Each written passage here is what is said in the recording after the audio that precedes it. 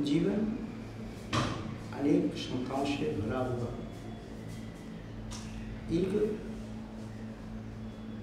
ढेर की तरह से है, जिस ढेर में अनेक प्रकार की वस्तुओं का समावेश होता है। जीवन में भी कभी उतार भी आते हैं, कभी चढ़ाव भी, कभी अनुकूलता भी आती, कभी प्रतिकूलता भी।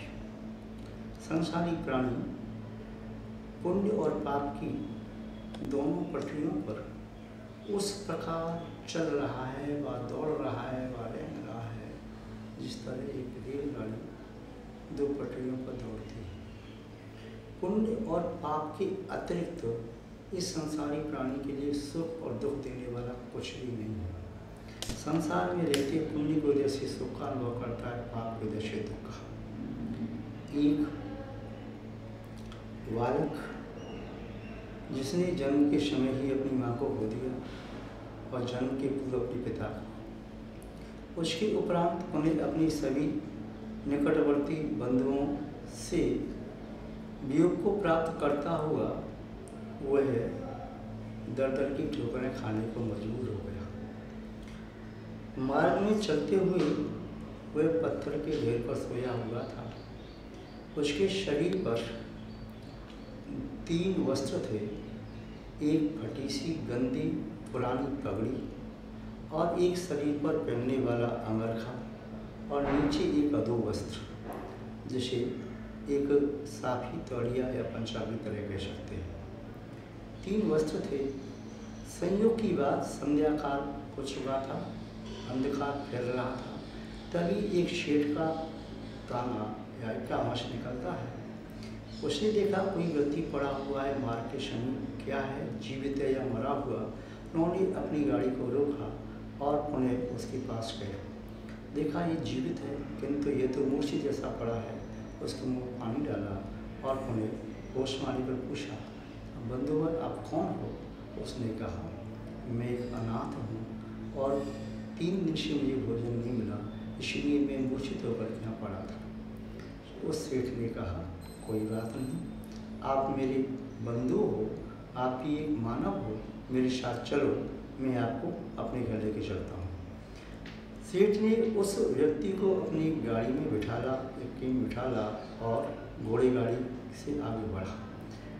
शीघ्र ही अपने घर पहुँच गया और नियत स्थान पर उसको ठहरा दिया। दूसरे दिन से कहा, तुम्हें यहाँ कुछ काम करना है। क्या काम करोगे? तुम जो काम कर सको काम करो और भोजन आपको यहीं करना है, कोई विकल्प नहीं करना, दुश्चिंताओं को छोड़ दो। उसने शेठ जी के हाथ जोड़े, कहा, धन्यवाद शेठ जी, और वह वहाँ घर की सफाई करने लगा। एक दिन सफाई करते करते उसे कुछ कागज दिखाई दिए तो पढ़ने लगा। शेठ जी ने पूछा, क्या तुम पढ़ना भी जानते हो? उसने कहा, जी शेठ जी, आपकी कृपा दृष्टि में पढ़ लेता हूँ। ठीक है, तो तुम कुछ दुकान पर आकर के काम करने लगो। वहाँ काम करने लगा। एक दिन वह काम करते हुए देखता है कि मुनि हिसाब लगा रहे हैं। उस हिसाब में वो चूक हो गई और पकड़ नहीं पा रहा। वह सामने से देखते हुए बालक ने कहा, मुनि जी क्षमा करना, आप यहाँ गलती कर रहे हो। सेठ ने देखा तो पूछा, क्या आप इस प्रकार हिसाब लगाना भी जानते हो? उसने अपने हाथ जोड़े, कहा, सेठ जी आपकी कृपा दृष्टि। उन्होंने कहा, ठीक है, आज से तुम मेरी दुकान पर मुनि बन करके रहो, जिस प्रकार अन्य मुनि रहते हैं। वह दुकान पर ईमानदारी से कार्य करने लगा और बड़ी मेहनत करता था। सबसे पहले पहुंचना, सबसे बाद में जाना, उसका क्रम हो गया। दुकान से मध्य में भोजन करने के लिए घर आता था, तो जिस कमरे में शेठ ने उसे ठहरने का स्थान दिया था, उस कमरे में संदूक था। वह नित्य आता, संदूक को खोलता, देखता, फिर बंद करता, ताला लगा रखा था। शेठ ने जो उसे नई वस्त्र आदि पहनने के लिए दे दिए, बहुत संतुष्ट था, बड़ा खुश था। किंतु वह तो संतुष्ट था, सेठ जी भी संतुष्ट थे, सेठ जी के परिवारजन सब संतुष्ट थे, किंतु जो पुराने मुनि थे वे जल भून करके राख हो गए और नए मुनि को देख करके वे उसके प्रति ईर्ष्या से बढ़े। सेठ जी के कान भरने लगे, सेठ जी आपका नया मुनि तो चोरी करता है, वह तो इस प्रकार से धन ले जाता है, और आपको यकीन न हो तो हम आपको बता देंगे। ये कुछ लेकर के आता है, अपने कमरे में संदूक में रखता है और ताला लगा, उसमें क्या रखा है? सेठ जी ने एक बार सुना, 2 बार सुना, 4 बार सुना।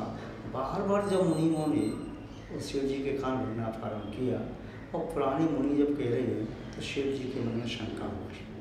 सेठ जी ने कहा कि भाई क्या बात है, तुम बार बार कमरे में जाते हो और तुम क्या करते हो? क्योंकि सेठ जी ने स्वयं अपनी आँखों से देखा था खिड़की से, कमरे में ये नित्य जाता है, 2 बार 3 बार 4 बार जाता है और संदूक का ताला खोलता है, देखता है, फिर बंद कर देता है। निस्संदेह संदूक में कोई रत्न आदि होंगे।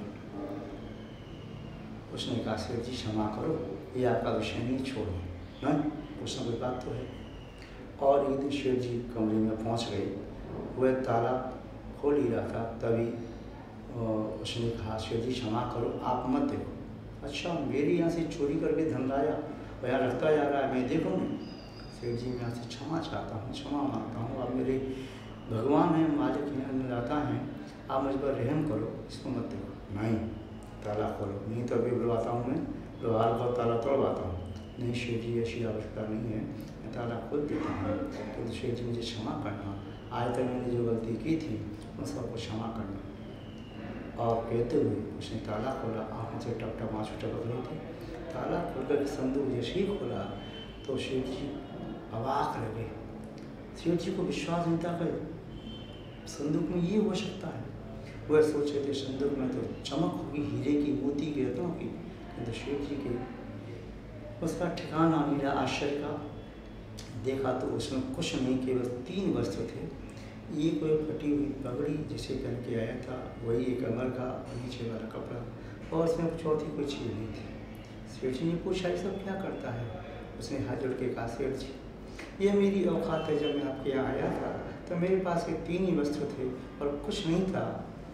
आपके यहाँ काम करते करते आपने इतना मुझे पदोन्नति की, कहीं मेरे अंदर अहंकार नहीं आ जाए, इसलिए मैं दिन में 2 बार 3 बार 4 बार देखता था, मुझे अपनी औकात याद रहे, इससे मैं अहंकार में आकर कोई गलती न कर बैठूँ।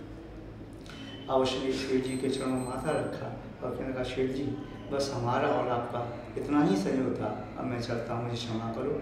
और सेठ जी के वस्त्रों को उतार देता है, पुरानी वस्त्र पहन लेता है, चल देता है। सेठ जी ने बहुत विनय की, भाई मुझे क्षमा कर दे। सेठ जी एक बार जब विश्वास टूट जाता है तो ये जुड़ता नहीं है। अब मेरे भाग में जो होगा मैं वही करूँगा। आपने मुझ पर जो कृपा की, दया दृष्टि की, वही बहुत अच्छा है। महानुभाव, ये किस व्यक्ति की कहानी है मुझे नहीं मालूम, किंतु इससे एक तथ्य अवश्य पकड़ में आता है। प्रत्येक व्यक्ति को अपनी औकात में लेना चाहिए। यदि किसी के माध्यम से हम आगे बढ़ रहे हैं तो उसका दुरुपयोग मत करो। हम कौन थे, क्या थे और कहाँ है, इस बात को ध्यान में रखो। हम न सोचें हमें क्या मिला है, हम ये सोचें किया क्या है अर्पण। इस बात को नित्य ध्यान में रखेंगे तो अहंकार में छू नहीं पाएगा। और जो व्यक्ति अपनी मर्यादा में रहता है, अनुशासन में रहता है, कर्तव्यों का निष्ठा से पालन करता है, अहंकार उसके मन में नहीं आता। और जिसके मन में अहंकार नहीं आता पूरा विश्व भी आकर उसको पतित नहीं कर सकता। इसलिए हमेशा ही अपनी औकात में रहना चाहिए। ये बात बुजुर्गों ने, सियाने पुरुषों ने कही है, ये निस्संदेह मानने के योग्य है। ओम शांति।